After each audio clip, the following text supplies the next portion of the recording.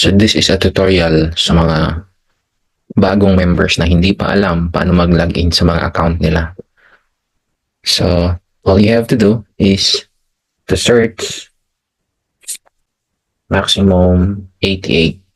So this is the public website of the company. So once member ka na,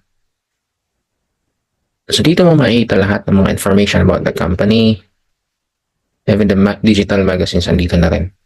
So once you are already a member, meron ka kasing username and password. So dito mo siya i-input. Dito, click mo tong members M88 office. And then, boom. So let's say for example, login natin. So dito mo makikita yung account mo talaga. This will be your monitoring of your business. Pangalan mo. And then, once na may income ka na, of course, dito yan magre-reflect po yan. Total earnings. Ito. Then, after that, kasi maraming mga members po na hindi pa alam paano mag-login. So, yun po yung yun po yung first step. Search maximum88.ph and then click members M88 office, log in using your username and password. So, ito na po yun. Ito po yung dashboard ninyo or online portfolio. And then, paano ba pag-check sa mga account nyo? Let's say, for example, kung multiple headers ka, shoutout sa mga multiple headers yan. Dapat alam nyo na kung paano i-check yung account nyo. So, ito po yung unang magre-reflect. Para makita yung mga account nyo, punta po kayo dito sa My Team. Then po, nasa gitna. My Team, click My Team, and then click Personal Accounts. Yan po yan. So, dito po, magre-reflect yung mga earnings ninyo from direct referral, indirect referral, unilevel bonus, travel points. Dito niya makikita yung mga sales match bonus or even your accounts. Account 1, 2, 3, 4, 5, 6 kung multiple headers po kayo. But if you're single account, ganito lang po ang magre-reflect sa kanya. So, you need to explore your account. Kailangan po yan kasi business niyo po ito. Yes. So, yan. And then, once na bumalik tayo sa dashboard, ganun. Yan yun. And then, if you want to check your structure or kung saan nakalagay yung mga tao nyo, balik po kayo sa My Team. Then again, you have to go genealogy. So, yan. Click nyo po yan. Then, ito na po ang makikita nyo. And dito po lahat ng mga tao under your organization. Makikita po dito lahat. So, explore your account kasi business nyo po ito.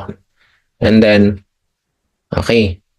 Sa mga gustong mag-encash naman, okay. Simple lang po. Let's say, for example, may income ka na. Puntalin po kayo doon sa personal account ninyo. Then, kung mag-i-encash po kayo, depende kung anong account ang i-encash nyo. Actually, pwede po yan kahit anong account. Pero you need to transfer sa top account po ninyo. Which is ito yung top. Ito yun. Ito yung pinaka-top. Dito kasi pwedeng mag-encash. But if you're a single account, click nyo lang po itong parang house sign or delete or trash something. Encashment po kasi ito eh. So, click nyo lang po ito. Kunyari, dito kasi makikita yung available eh. Kung magkano yung available income nyo, dito nyo po yan makikita. So, click nyo lang po ito and then select option encashment. Depende kung anong gusto nyo travel points kung magre-request kayo. But, kung gusto nyo mag-encash, select encashment.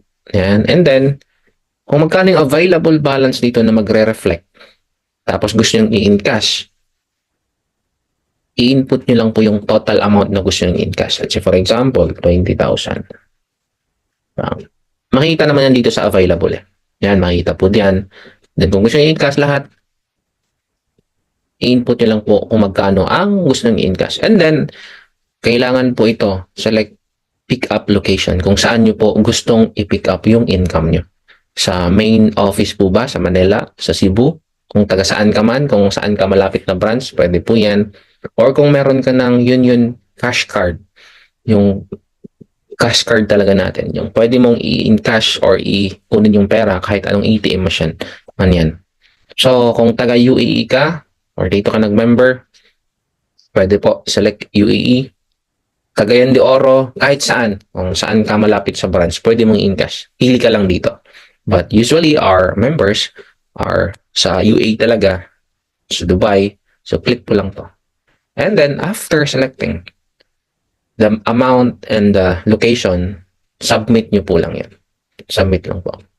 Submit mo lang and then makikita po yan. Pag na-submit mo siya, dito mo makikita ang transaction within the day. So, punta ka dito sa reports, account history, dito po yan makikita yung mga transaction. O last encashment, dito po yan, 6,000. And then, ito yung mga encashment. So, that's how you do the encashment. And then, sa mga bagong distributors, please kindly explore your accounts sa mga baguhan o sa mga matagal na hindi pa paano mag-open sa account nila. Please explore your account kasi hindi po namin mamomonitor lahat, especially ang dami na natin. It's more than 1,000 people under our organization. All you have to do, explore your account, and then again, last but not the least, we have what we call the dropshipping. Ito yung main concern ng karamihan, yung dropshipping. So for the dropshipping, ito po yung dropshipping barcode nyo or QR code nyo. All you have to do is to copy the link. Copy nyo lang po ang link na yan. Ito po yung isi-share nyo sa mga friends nyo or sa mga possible clients nyo na pwedeng mag-order sa shop nyo. Simple lang po, pinakasimple. So, pwedeng doon itong i-screenshot itong barcode na to or pwede kayong gumawa ng sarili nyong t-shirt or shirts na i-print nyo to po itong code na to, ilagay nyo sa likod para at least, di ba, for marketing strategy to promote your shop. And then again, we use social media. All you have to do is to copy the link. Once you copy the link, pakita na. Sa mga namomblema, paano mag-input ng information, especially sa address and the phone number. So, simple lang po. Once you copy the link, once click the link sa mga customers or potential customers or sa mga friends nyo, ito po yan kasi, magre-reflect po yan. Yan. So, ito na po ang makikita sa mga customers nyo once they click the link. Again, once they click the link, they open the link or your shop, ito na po ang makikita. Ito nakapangalan to ni Christine. Pero pag link nyo yung sinend sa customers nyo, nakapangalan po. Meaning, ito po yung shop nyo. So, sa mga nagtatanong, paano ba makapag-input? Ito po ay para sa mga customers po ha. Para sa mga customers na mag-order. Kasi bago sila makapag-order, they need to register their account. I mean, gagawa sila ng sariling account as your customer dito sa shop mo. So, they need to register, click register, and then ilagay nila yung email ad nila. Let's make sure. Okay. So, for example, ito. Submit. Successful. Okay. So, sa mga customers, pwede nyo i-save password para hindi nyo makalimutan or automatic siya mag-open. So, ano lang naman to, sample lang to. So, as a client, ikaw or customer, meron ka ng password or meron ka ng account. Dito sa shop ng friend mo or pinag-orderan mo, yung nag-send ng link sa'yo. So, di ba, may, as a customer or sa client, may shop ka na or meron ka ng sariling account sa shop na to. So, input mo lang.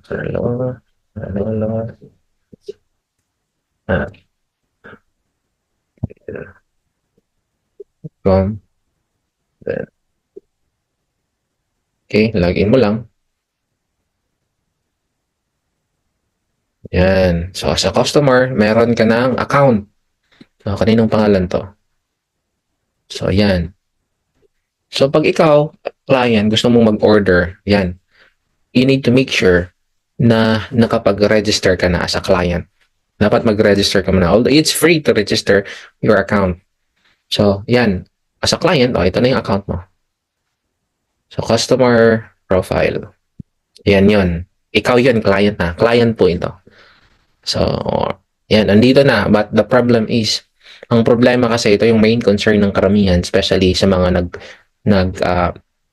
nag-share ng mga links sa mga friends nila, hindi daw po sila makapag-input ng information, especially numbers and address. Ito po yan.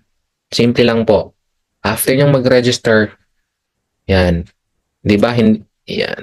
So, punta kayo. Okay, balik tayo. Punta po kayo dito sa My Account. Okay. As a client, you need to register first. Email, password, pangalan. Yan po yan. Then after, ganito na po. As a client, ganito na po ang mangyayari sa account nyo. So, punta lang po kayo sa My Account. Click My Account. Customer Profile. Ilagay nyo po dito ang phone number nyo. Hindi po tayo mag-click diretso sa products para input yung profile nyo. Dapat register first. After mag-register, punta po sa My Account. Yan. And then, lagay nyo number 0, 9, blah, blah, blah. Ganyan, number. Then, 2, 4, 6, 8, 10. Okay. After ma-input yung number nyo, okay, select gender, female. And then, update nyo po ito. Click update. Yan po. Kasi ang unang in-input natin yung number, di ba? So, i-click nyo po yung update para ma-save po itong number na to. Yan. Click nyo po yan, update profile. In short, na-update na. Ang problema nga lang is wala pa tayong address. Okay. Na-save na po ito, na-update na po yan. So, after that one, punta tayo sa delivery address. As a client, you need to register your address kung saan po i-deliver. Yan. Click delivery address. Okay? Then, add new address. So, di ba, ang concern nila ng karamihan is hindi tayo makapag-input ng numbers and address. So, bali, separate po ang pag-input ha. First, yung una, na-input yung numbers. So, andito na, automatic na po siya. And then, ngayon, dito na tayo sa address. Tingnan nyo. So, lagay ko dito. Di ba? Alicia, all. Depende, mas maganda, ilagay nyo yung complete address nyo sa pagdi-deliveran nyo. Kung anong address ka ngayon, saan mo i-deliver. Then, ng probinsya, Bohol. Okay. And then, barangay. Huwag yung kalimutan. Walang barangay. City, dito tayo, city. Pwede Tagbilaran. Actually, kung i-check nyo yung municipality nyo, baka andito na siya. Para malapit lang kayo sa pag-deliveran. Kasi pag city, doon sila maghanap sa city. So sa amin, mali siya kasi. And then after that one, okay, now submit my address. Boom. Yan na po. Then, pwede na kayo mag-order after yung malagay yung delivery address niyo. So, pwede kayo pumunta sa My Order. Siyempre, wala pa kayong order. O, punta kayo dito sa shop. Punta kayo sa shop. As a client, punta kayo sa shop. After nyong ma-register, malagay yung number nyo at address nyo, pwede na po kayong mag-order. Punta kayo sa shop. And then dito na po, makikita yung mga items natin. Diba? Simple lang naman. Kailangan lang talagang i-explore. So, let's say for example, ikaw gusto mong sa mga partner, sa mga lovers, pwede po ito. Pipar sa mga may sakit. So, let's say for example, ito na lang. Sa mga, siyempre, concern ng karamihan, yung parents or sa mga may sakit-sakit. Ito, click nyo lang po itong shop. Ito, click lang po itong basket na to. Once you click that one, so, yan po. Kung ilan yung i-order niyo, for example, dalawa. Dalawa. Add to cart. Or pwede din kayong idiretso, buy now. Click nyo yan, buy now. And then, okay, dito na. So, meaning, Kasi nakapag-fill up na kayo ng information before kayo nag-order, andito na po yan, automatic na po yan. So, automatic na siya. O, para makapag-input ha, hindi po, okay. So, let's say again, ganito. Nag-order na kayo, dalawa. So, click mo yung buy now. Kasi dalawang, in order. Kung hindi po nag-reflect yung address nyo, ilagay nyo lang, i-click nyo lang po yung change delivery address. Kasi may time na hindi po nag-reflect yung delivery address dito. Yan, hindi po kung hindi nag-reflect, kung walang ganito, click nyo po ang change delivery address. So, click mo siya, and then iselect mo siya. Yan, select. Para ma-refresh siya. At ma-input dito. So, yan. So, now, nakita mo na, may shipping fee na 109 pesos. So, ito yung total na babayaran mo. Now, mamimili ka naman kung cash on delivery or online payment ka. But now, kung gusto mo online payment, pwede rin. But then again, majority ng mga OFW, sigurista eh. Majority ng mga Filipino, sigurista, di ba? So, karamihan, kiniklik tara itong cash on delivery. Click mo lang to, cash on delivery. Okay. And then, place order. Kung online payment naman, pwede siya. Convenience fee. Okay. So, mamimili kayo online merchant, online payment, or cash on delivery. After choosing these two options, click mo lang yung place order. After, proceed ka na. Yan po yun. Simple lang naman po. Basta ang pinaka-importante, register first, input yung number, and then yung address, and then dun ka na makapag-start mag-shop. Yan. So, yun lang. If you have any concerns, pwede kayong mag-message sa mga uplines or sa mga may-ari ng shop na pinag-orderan nyo or as an upline, as a member. Pwede kayong mag-message directly sa mga uplines ninyo. So, yun lang po, and God bless sa ating lahat.